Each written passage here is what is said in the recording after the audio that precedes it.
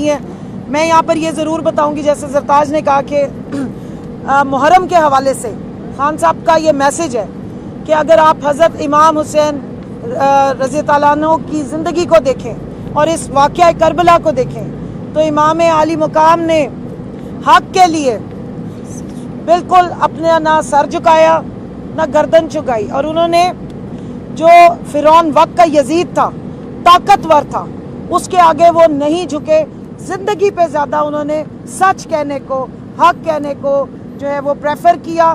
اور اس لیے انہوں نے اس حق کی خاطر اپنی زندگی قربان کر دی. تو انہوں نے اپنے ورکرز کو اور اپنی قوم کو یہ پیغام دیا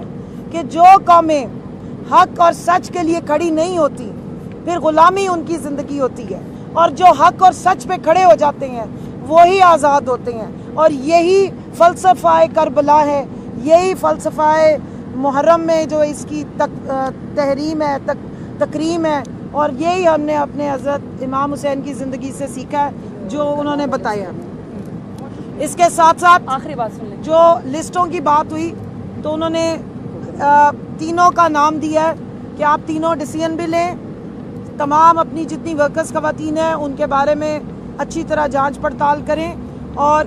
ساتھ میں یہ کہ یہ لسٹیں الیکشن کمیشن میں جمع کرانے کے لیے جو ہے وہ اتھارٹی ہم تینوں کو ہی ملے گی تاکہ ہم اپنی اس سے جا کے الیکشن کمیشن میں یہ جمع کروائیں. اس کے ساتھ ساتھ جو ایک بہت امپورٹنٹ پیغام انہوں نے دیا ہے، جو اس وقت پھر توشہ خانہ کا ان کے اوپر ریفرنس بنایا گیا، اس کے پیچھے انعام جیسا وہ شخص جو پرسنل ملازم تھا جہانگیر ترین کا،